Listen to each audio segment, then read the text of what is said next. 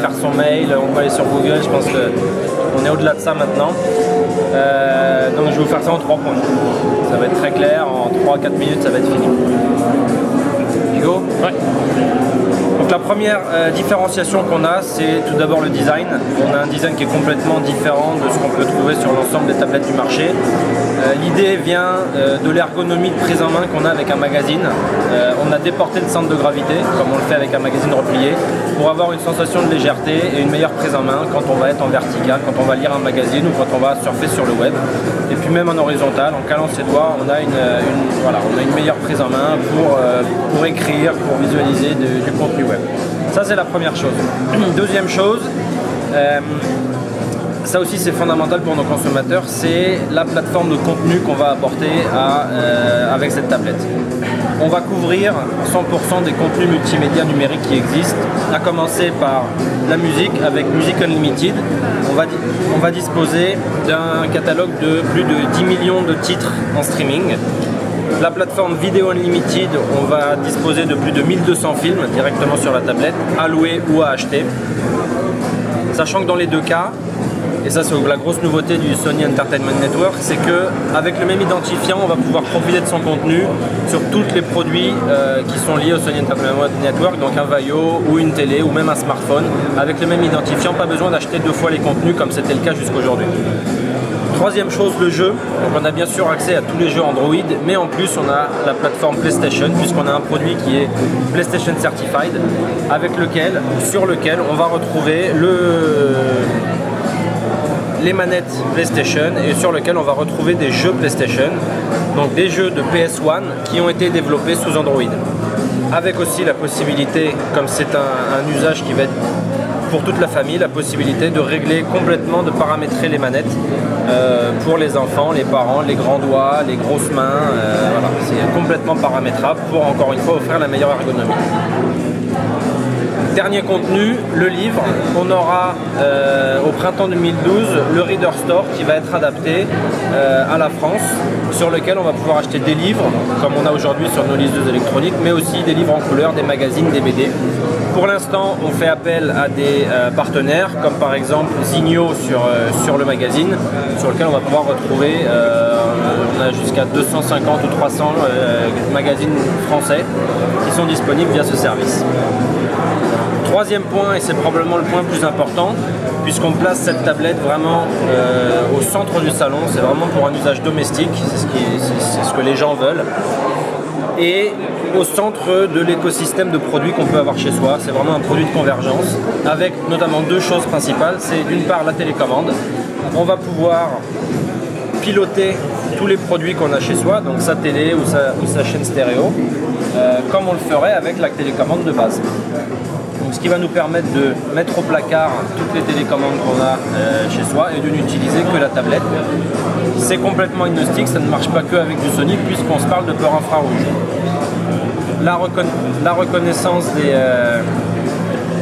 des périphériques est déjà préinstallée. Donc par exemple pour une téléviseur, on a déjà toutes les marques de télé qui sont préinstallées. Si jamais il en manque une, on a la possibilité d'assimiler la commande en les appairant via l'infrarouge. Dernier point, le DLNA. On a d'une part la possibilité d'aller chercher du contenu dans un serveur, donc typiquement un ordinateur ou un smartphone, l'endroit où on a nos contenus. Par exemple dans mon smartphone, j'ai toutes mes musiques, mes photos et mes vidéos.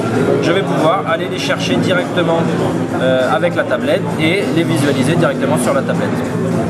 Le deuxième point, toujours via le DLNA, c'est la possibilité de partager du contenu. Donc j'ai ma musique, que j'ai soit sur la tablette, soit encore une fois sur un serveur, qu'on peut écouter directement sur la tablette, mais qu'on peut aussi partager sur device qu'on a à la maison, comme par exemple la chaîne Hi-Fi. Donc la chaîne Hi-Fi, d'abord il va falloir l'allumer.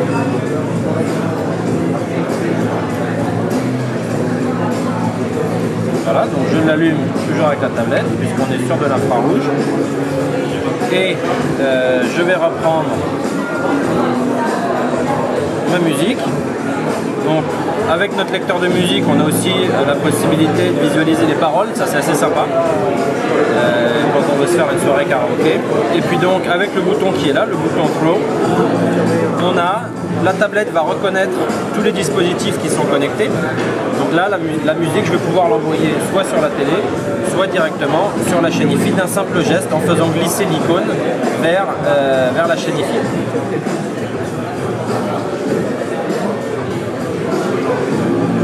Alors, vu que je viens de l'allumer, elle l'a pas reconnu évidemment. Tant qu'elle cherche, si ça y est, c'est bon. Je vais pouvoir, donc, en faisant glisser vers la chaîne IFI, lire le contenu sur la chaîne IFI. Et là encore, on va pouvoir piloter le son directement sur la tablette. Même chose si je prends une photo par exemple, j'ai ma galerie de photos. Sur une photo, j'ai ma galerie de photos, toujours le même bouton du throw, la tablette encore une fois va reconnaître les mêmes dispositifs qui sont connectés, je fais glisser vers le téléviseur et la photo va apparaître sur le téléviseur. Et à partir de la tablette, je vais aussi pouvoir continuer à piloter mon slideshow que j'avais déjà directement. Et ça marche aussi bien sûr avec de la vidéo. On a du contenu vidéo. Et ce principe-là, ça marche avec tous les téléviseurs? Ça marche avec tous les téléviseurs qui sont connectés, donc via le DLNA. Via le DLNA, d'accord. Voilà, donc pas que Sony, encore une fois, hein, la plupart des téléviseurs vendus aujourd'hui sont DLNA. Donc Wi-Fi ou prise réseau Exactement, d'accord. Exactement, du moment qu'ils sont connectés. Ok. Voilà pour les 3 points de différenciation, design, contenu et connectivité. Super, merci beaucoup.